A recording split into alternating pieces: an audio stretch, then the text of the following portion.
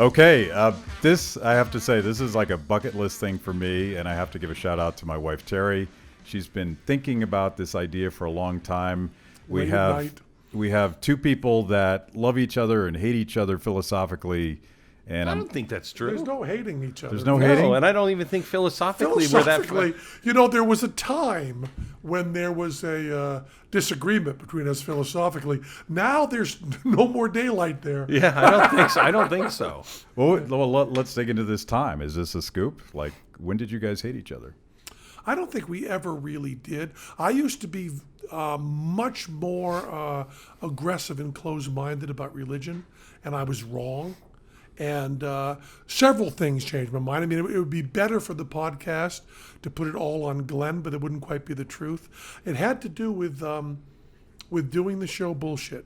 And I pitched it in a rather cynical way. I said that there'd be people that hated us, but they'd still watch the show. And that they could, Showtime could cash in on that. Then we started doing the show. And we did a couple of very brutal shows about Christianity. You picked on Mother Teresa. Well, no, that's later. The story I'm telling... You wailed on her. The story I'm telling, though, is about this particular thing. And we get letters, and we got letters from Christians. And the Christian letters just filled my heart with such respect. It would say stuff like, Dear Penn, I could not disagree with you more. I've lived my life in Christ, but I love the show. I respect you speaking your opinion. I'm very glad to listen to it. You gave me a lot to think about.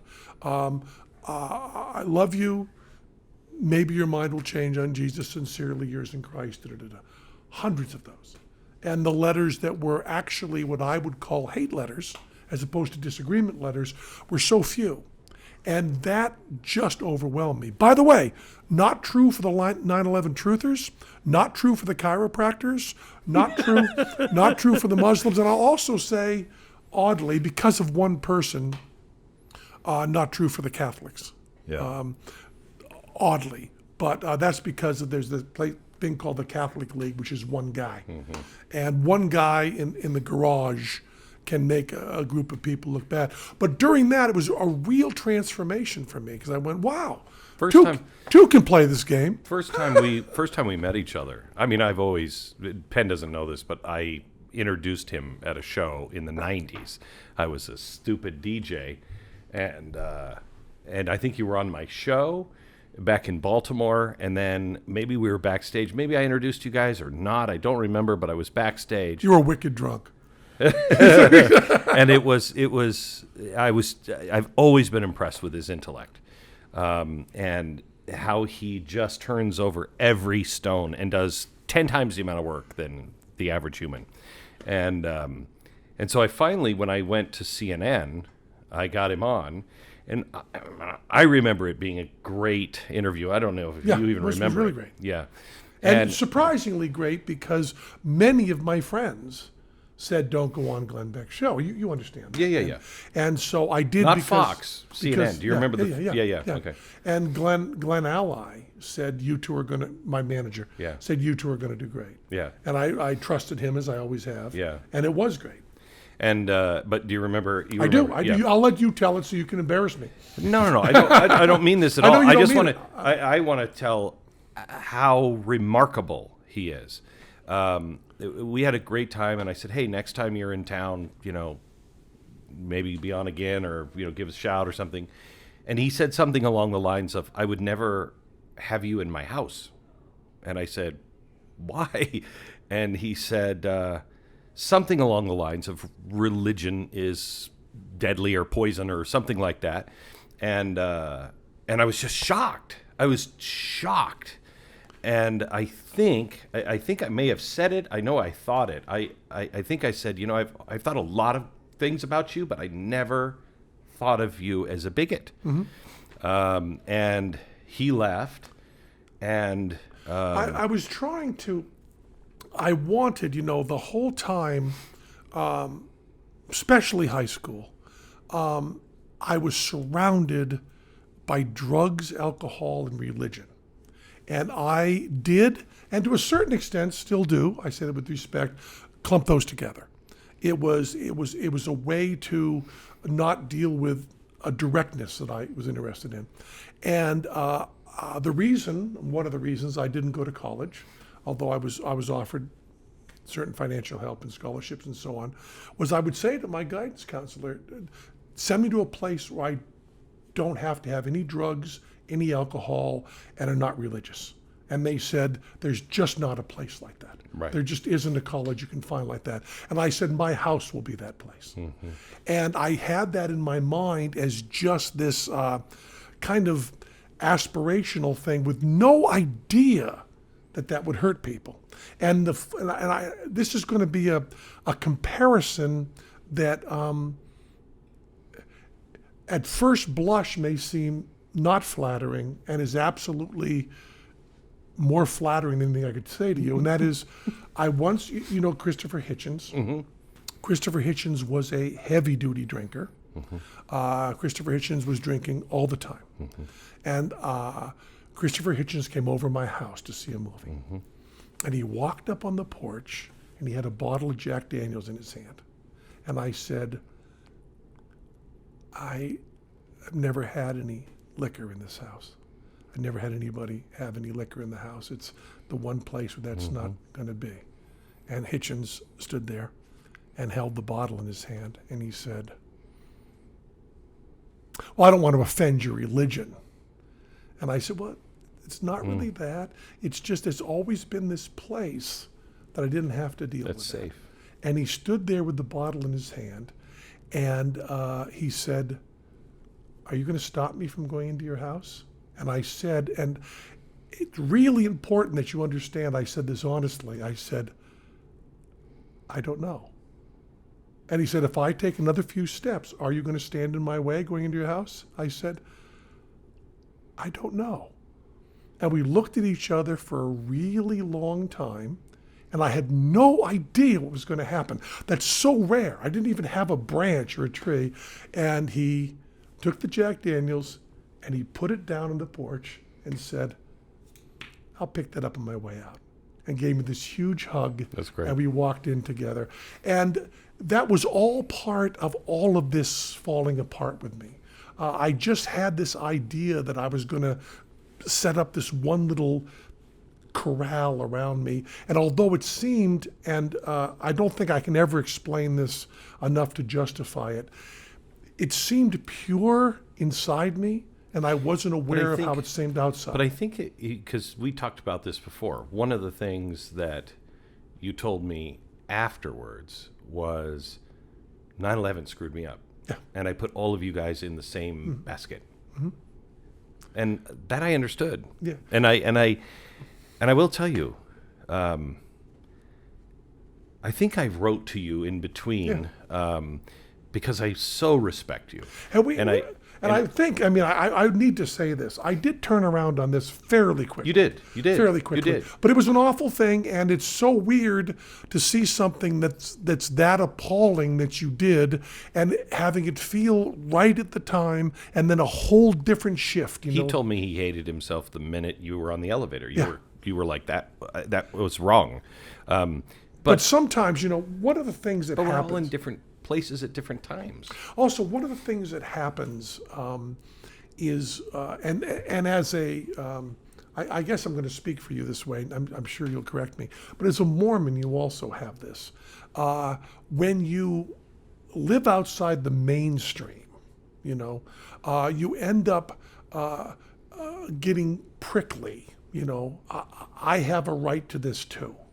And sometimes it crosses over the other way. When I was in school and afterwards, especially playing comedy clubs and doing this, just everybody pounding down the beers, everybody smoking dope, everybody talking about a higher power, all constantly, ever. And me kind of over in the corner, feeling left out of all that, and also feeling that I didn't want to be in it. But still feeling left out.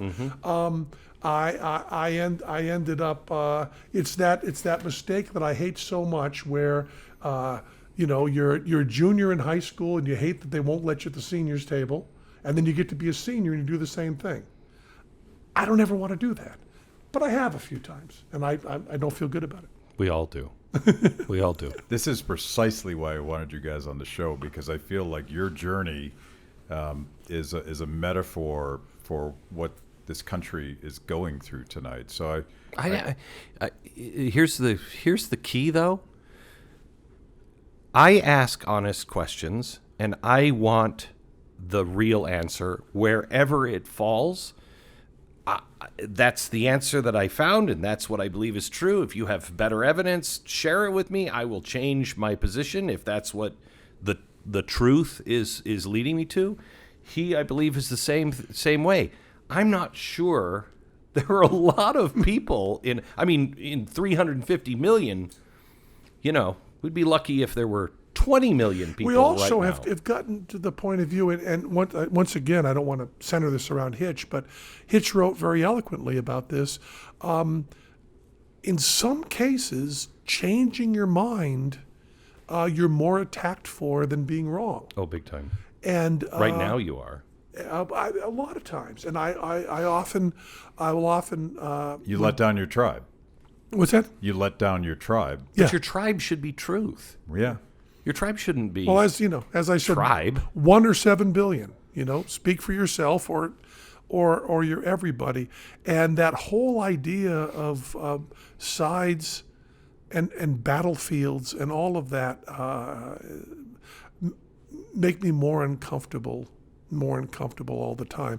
And the thing we have to remember as we're trying to fix things is with all of the stuff in the media telling us how bad things are, and that's all true. Meanwhile, at an absolute base level, things keep getting better. And it's astonishing. We have fewer people starving today than 100 years ago, in real numbers, not percentages. Dramatically. Yeah. We're done. Yeah. That's all you need to say. There are fewer children that'll go to bed hungry tonight. There's still, is one too many? Yeah. But yeah, we got to say that. And someone came up and shoved a phone in my face, and I have to ask you one question: where are we going to be in 20 years? We're going to be socialist? We're going to do. I said, well, we only know one thing, and that is things will be better. We don't know what you'll be most annoyed about. We don't know what the chatter will be, but we know that at a base level there will very likely be less suffering. Maybe not for you, but for the whole world there'll be less suffering. So I don't know where things are going, but one of the things we talked about this a little bit with your talk about media. I think it's a lot to do with just evolution and how people are made, have become for all the time of life, mammals on Earth. Biggest problem was too few calories. And now for the past, pick a number, 50 years, for a very small number of people, the problem becomes too many calories. Yeah. And simultaneously, we have, for all of human existence, the problem has been too little information.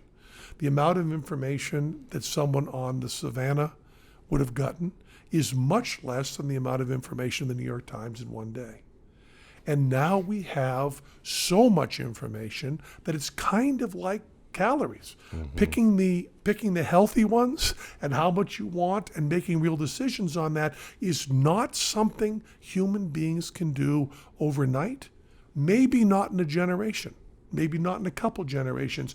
But there's always this feeling that when advertising first, you said this backstage beautifully, when advertising first hits, first TV ads and so on, they go to a different culture and do that. Everybody believes it, just yes. And then right now, you have a very high percentage of people who don't believe infomercials. They just go, that's just bullshit. Whatever they're advertising, you just go, nah, that doesn't really clean windows and put food in the drawers. And they don't bother calling in. And I think we're going to start seeing that on stuff like attacks on Twitter that are just instant, I read a book. I don't remember which one it was. It was a novel recently, and somebody developed a program where they could say the worst thing about this individual unlimited. I mean, it was viral and just tore this individual apart to shreds. And the theory was, because once you've said everything, the worst, call this person everything, none of it is believed. And that's one of the things that, we don't believe in anything anymore. We're starting not to trust anything. And unfortunately, because of, the way humans have evolved, we had to have tribes.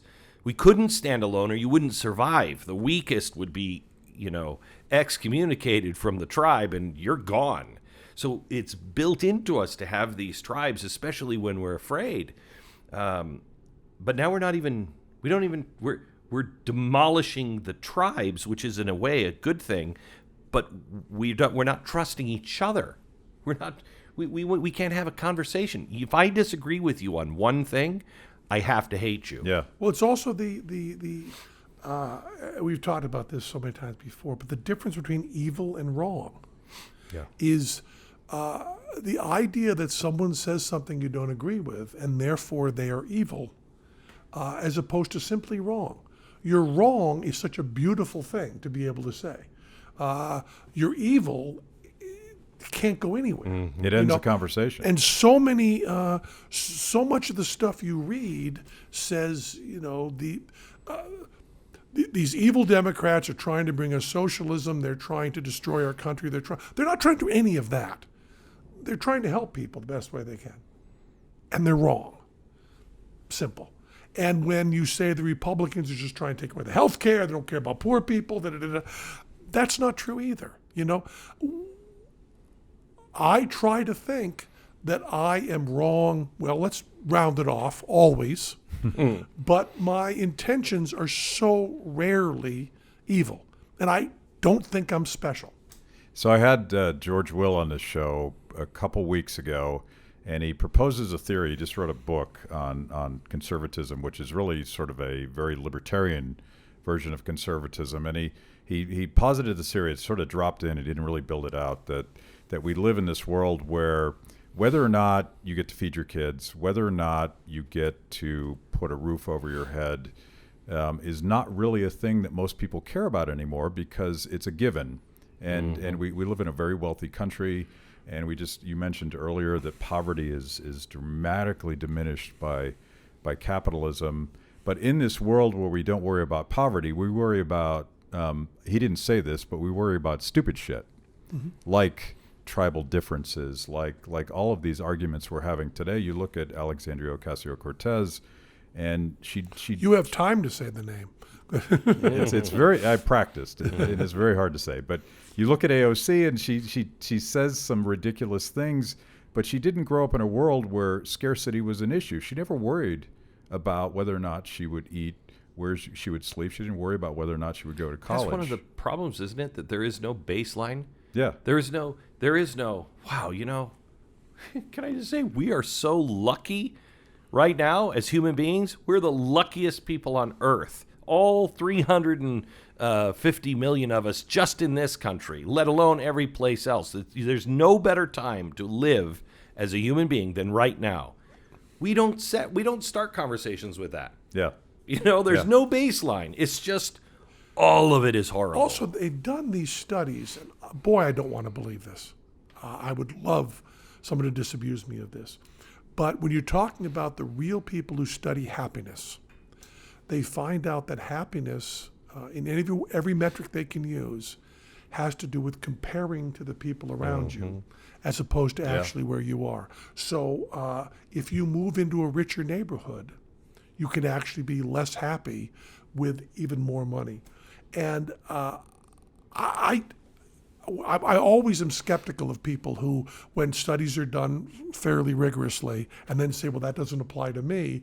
I always go, no, they worked on this. You have to look at yourself. I try to say, David Copperfield has 20 times the money that I have, much more successful. And I can't feel the kind of envy and resentment and sadness from that. But then again, the people actually around me, I'm doing fairly well. And the deal I want to ask someone about, and I wish I could find someone that I felt would really do the soul searching on this. I'll use as an example. This is fairly unfair, but it's just a symbol that it may be easier to speak poetically. If I said to Elizabeth Warren, here's the deal I'm offering you right now. Everybody gets health care, every person. Everybody has enough money to live, living wage, everybody. Everybody can go to college, however you call it, free. You're going to get all that, absolutely all of that, it's done.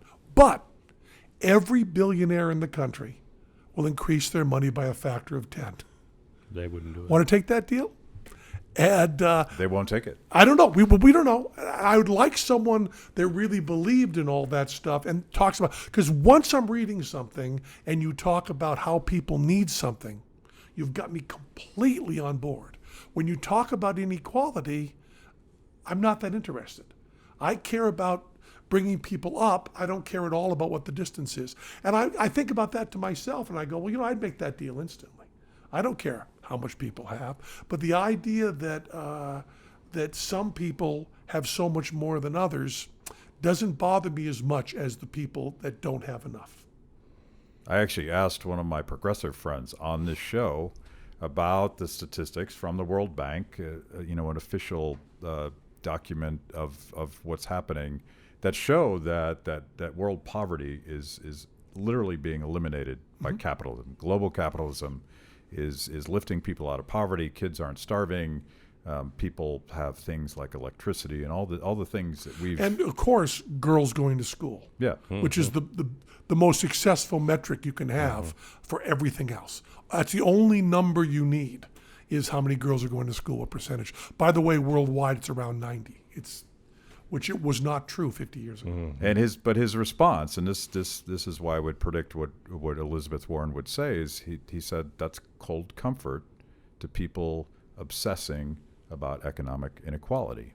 So there is this disconnect between those of us that think that if we could lift people out of poverty, and freedom is a way to do that, and freedom and not worrying about whether or not your kids get to eat, that this is at least one measure of happiness. Sure. There are certainly others, and it's a process, and you come down to that horrible proverb or story where the person says, I will do anything you want for you, but I will do double for your neighbor. Mm-hmm. And you say, blind me in one eye.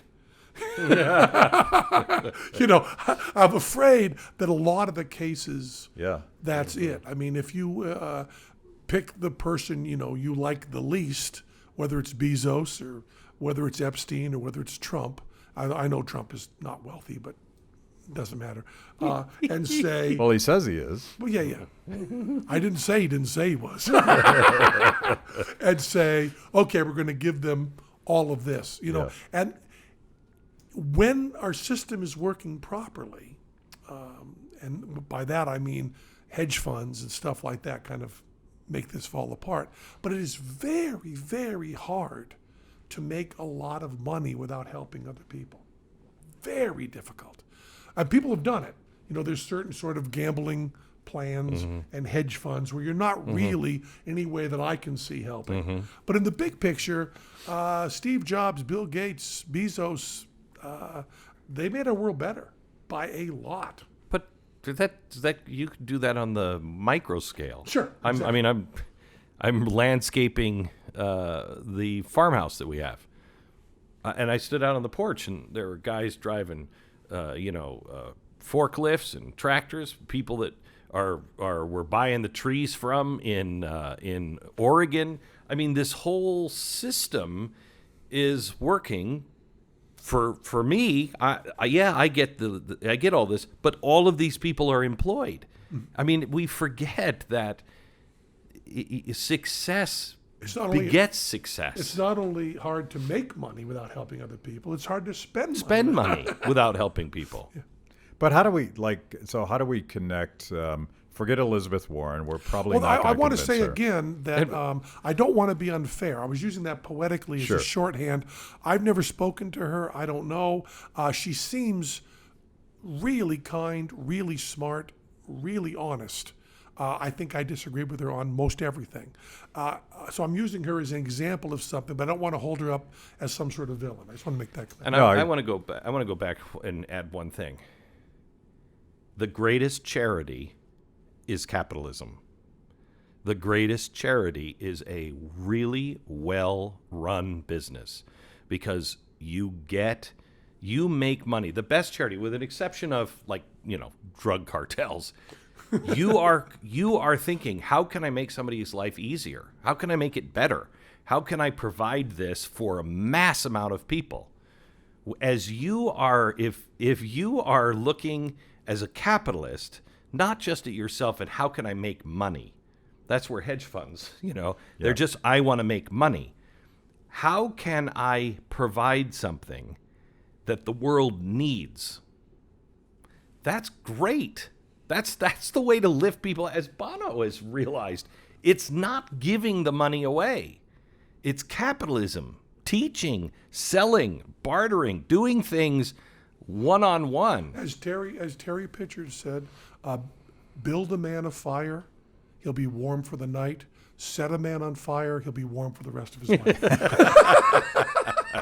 That's not what you meant, is it? No, not really, no. I don't really know where to go with that.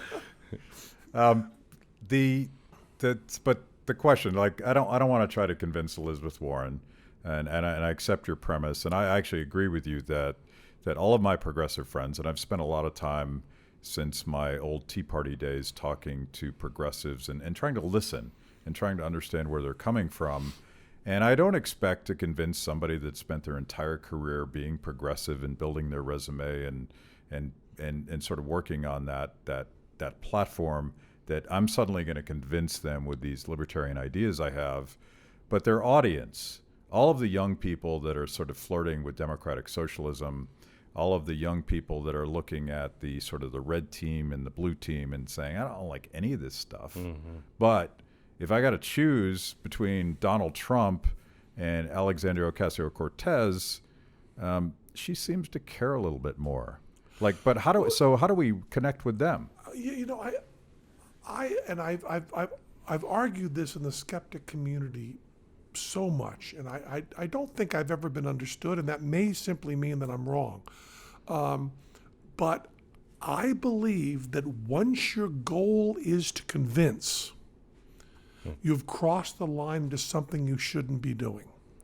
I have sat on so many panels, atheist panels, skeptic panels, where how do we convince religious people that there's no God? And I go, well, the whole question is formed wrong.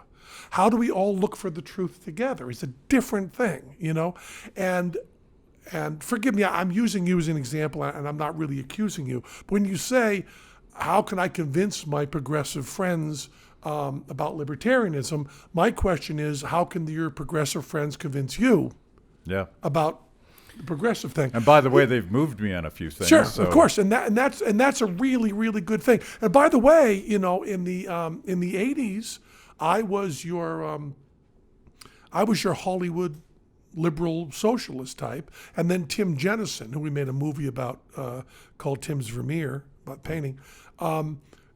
Tim Jennison just sat one night with me and just beat me up. He just kept asking me questions and talking about fairness. I remember him saying to me, do you believe it's fair to punish someone for something they did not do?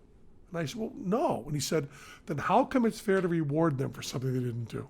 And I said, I'll get back to you. And it was all stuff like that. And also done very, very, he respected me enough to just say, you're wrong. Yeah. No, you're just wrong.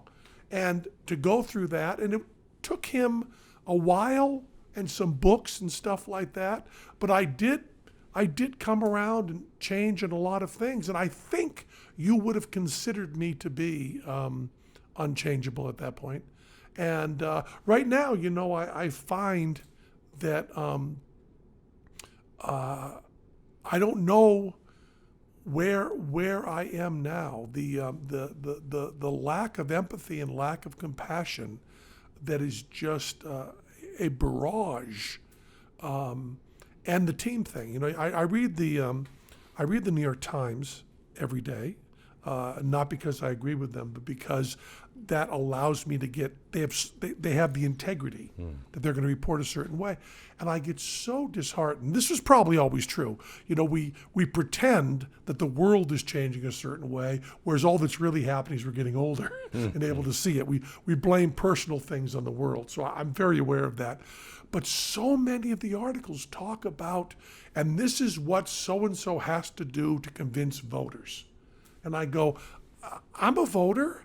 This is not inside baseball. It's what does this person believe that they want to tell me? Talk to me personally. I don't care whether Joe Biden has to get working class people on his side in these states. I want him to talk to me. And it was so bothersome when I see these articles about should they try to impeach Trump because that can make him stronger in the next election. If he has done an impeachable offense, you impeach him. End of story. I think that's why everybody's sick of both sides, because it's just about the game. It's crazy. It's just about winning. It's just about winning. And that idea, and I don't know. I mean, if there is an impeachable offense, whether you are the only one who believes it, or whether there's a huge group of people that believe it, or where it is in terms of strategy, it is, I believe, what you were sworn into office to do. Mm-hmm. If he is not upholding the Constitution, if there are high crimes and misdemeanors, then you make that move. And if that's a bad move for your political career, I'm sorry. You've got to do the right thing. We have all done things that were not the best move in the future. And of course, the big surprise is you're really often wrong about that. We've had a lot of people who've stood up and done the right thing, and it was a stupid move, and lo and behold, it doesn't fall that way. Mm-hmm. They end up really doing good stuff. So my idea is you don't say, when's the right time to impeach? As soon as you've said that sentence, I can't take you seriously. There's no morality behind it. It's a strategic question. My friend Justin Amash will be here tomorrow, and we will see how he's received at Freedom Fest, given that he made that decision. And I happen to be one of the people that believe that he made that calculus exactly like you described it. And his opponents would argue the opposite, that he made a political calculation. This is craziness. I supported him. I don't support at this point. I think we're just so screwed up, and I don't know what I'm even going to do, and I don't want to tell anybody else what to do. But I saw him do that, and I saw him being beaten up, and I said, so wait, this guy has been constitutionally rock solid. I disagree with him on things, and I agree with him on things, and he's been rock solid, and I support his run, and I said I support his run in 2024. I don't now because I don't think I don't think America's ready for that. I mean, someday hopefully we will be, but that's cool. Let him do what he wants to do. Oh my gosh, the world opens up and just swallows you whole. What he's got to be going through, and I don't understand it. He's been standing for the Constitution, and what part of an independent, spirited guy, a constitutionally minded guy, you think you're going to agree with him every time? I just don't get it. And he literally doesn't seem to have a home anymore in tribal politics. And it's related back to what you're talking about, and convince is probably the wrong word, because it sounds cynical, and I will quote the great moral philosopher Jerry Garcia on this, who didn't want, I'm getting laughs from the side over here, Jerry didn't want to tell anyone what to do. He had a big community. You know this community very well. I'm trying to turn you on to Jerry Garcia. And I know the community. I really respect the community and what he built. I just hate the music. And he was. Well, I'm once again, Glenn and I are the same person. Okay. I'm not a deadhead. Yeah. To tell you how much of a deadhead I'm not, when Dylan played with the Dead, there's no bigger Dylan fan than me, and that was tough for me. It was tough for me to get through the music to hear Bob. Yeah. But I love the spirit of it. I love what he was doing. Okay, you're deeply offending me with your. And I your love people attack nearly on the naked Grateful spinning Dead. in circles. I love that. Which? Nearly naked people spinning in circles. I'm a big fan of that. But my point is, Yes, I'm yes. trying to Jerry make quote. my point here. Sure. Jerry led this big community, and he very famously didn't want to tell anyone how to live their lives. He didn't want to convince anybody.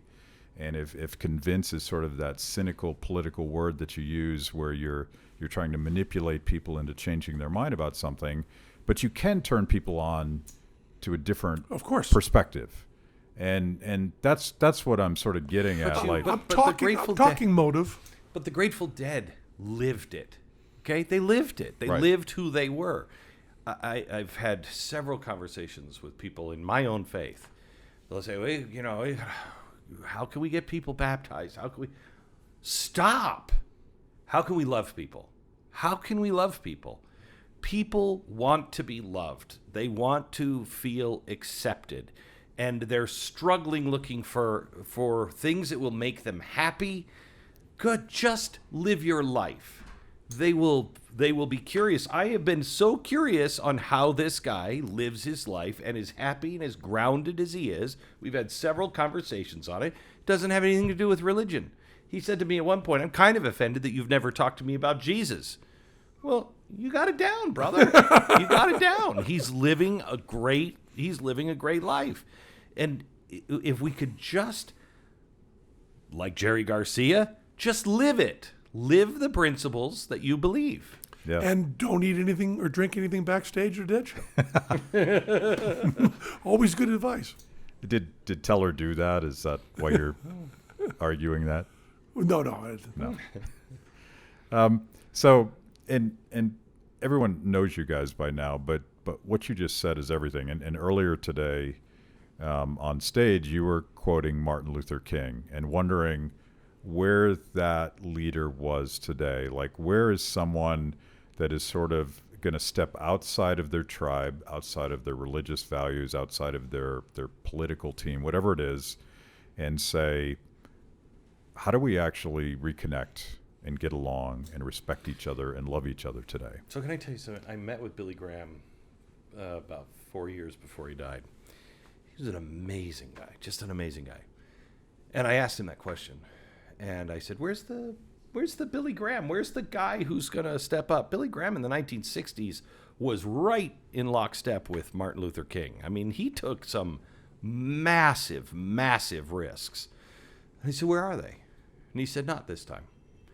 Not this time.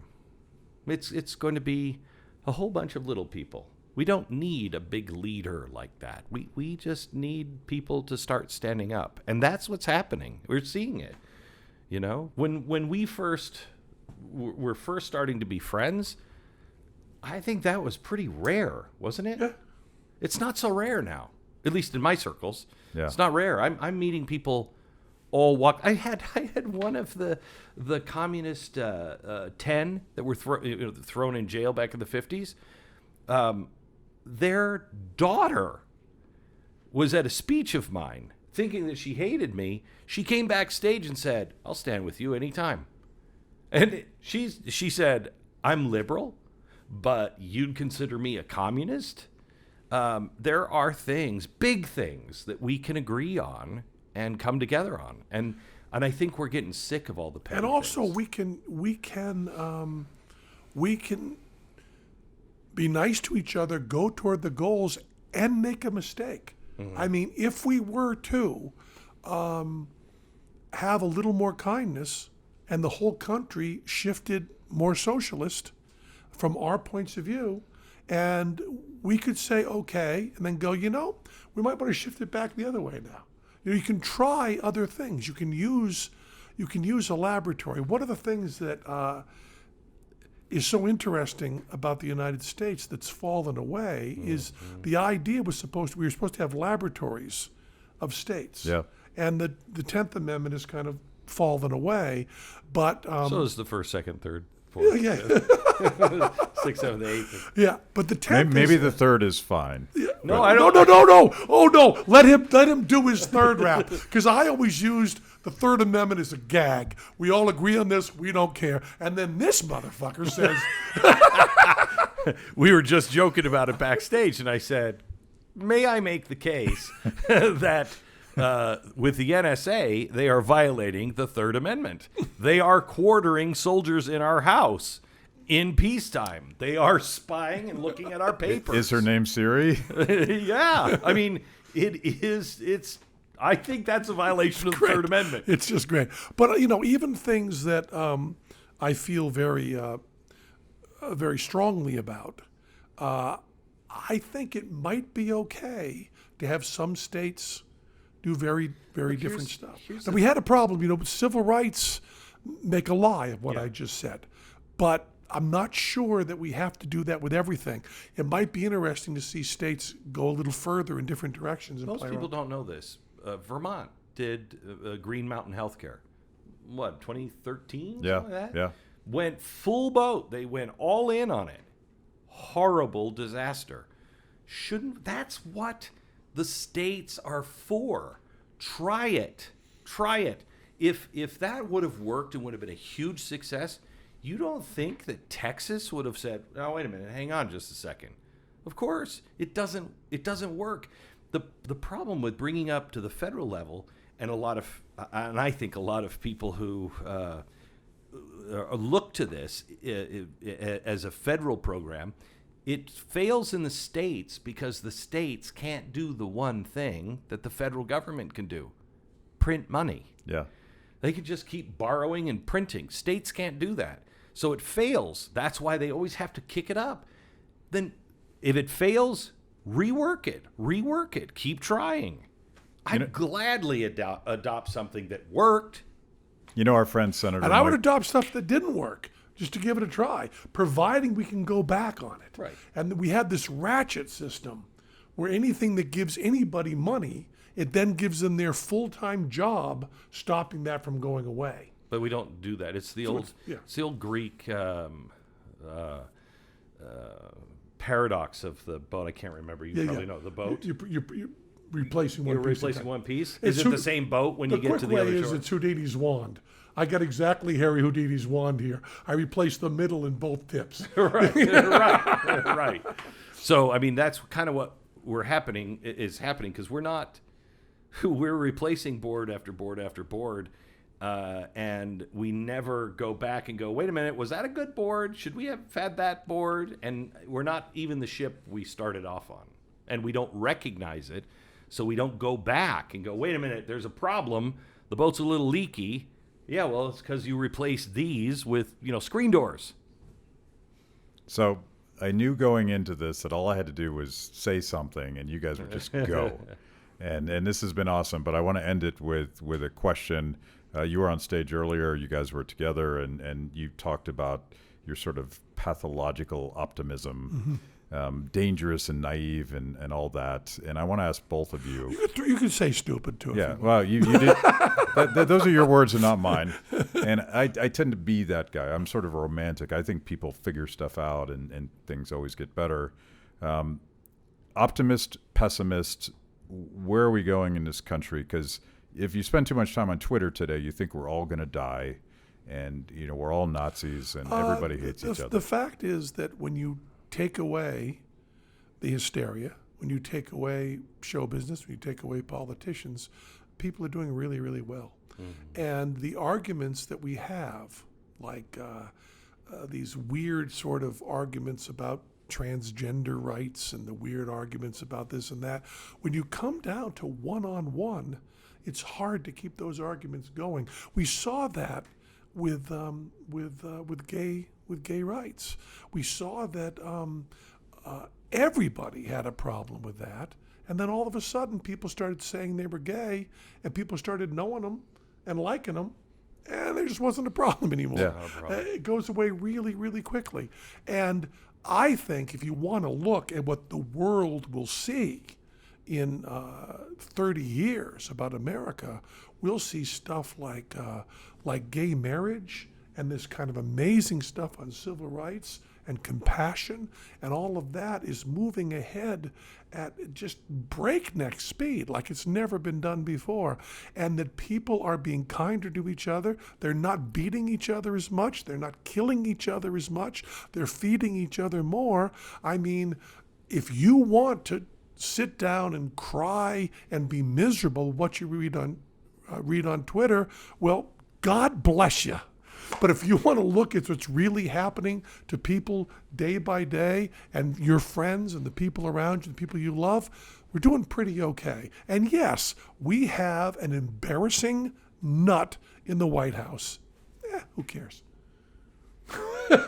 Follow that. Can't. I don't know when this started to matter so much. No. The last president scared half the country to death. This president scares the other half to death. Nobody. The president shouldn't have so much power that he can scare either side of us. That's the greatest news ever. Trump being in power, I think, will stop people from wanting the president to have more power for at least 20 years. Maybe, hopefully. I hope that's true. Look at what's happening with Congress trying to take back the power to wage war. Mm-hmm. Wouldn't that be nice? Yes, it would. That was taken away from all the stuff that happened in 9/11.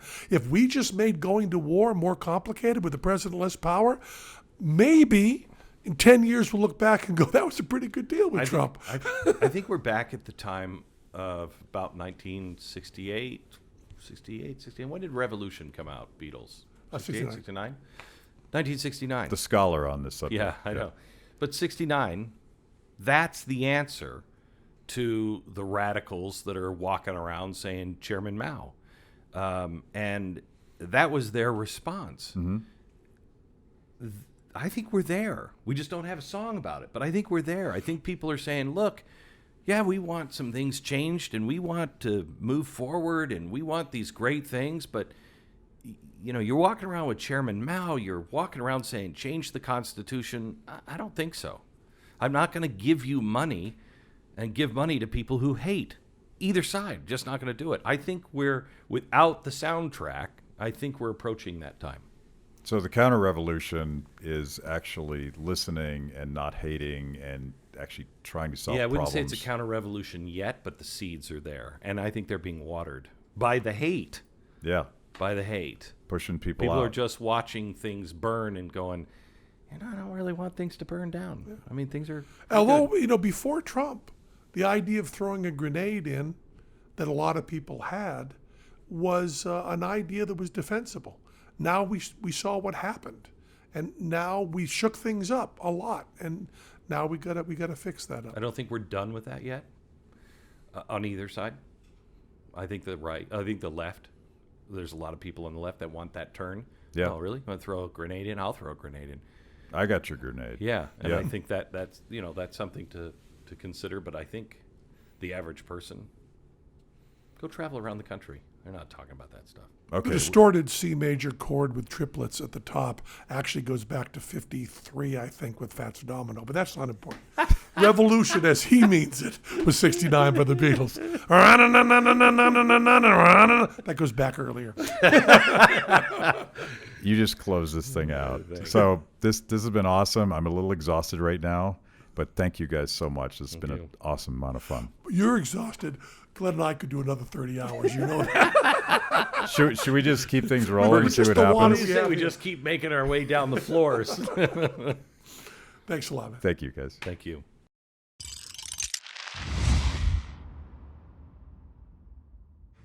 Thanks for watching Kibbe on Liberty. By now, you know this is the most important event of your week. So make sure you subscribe on YouTube.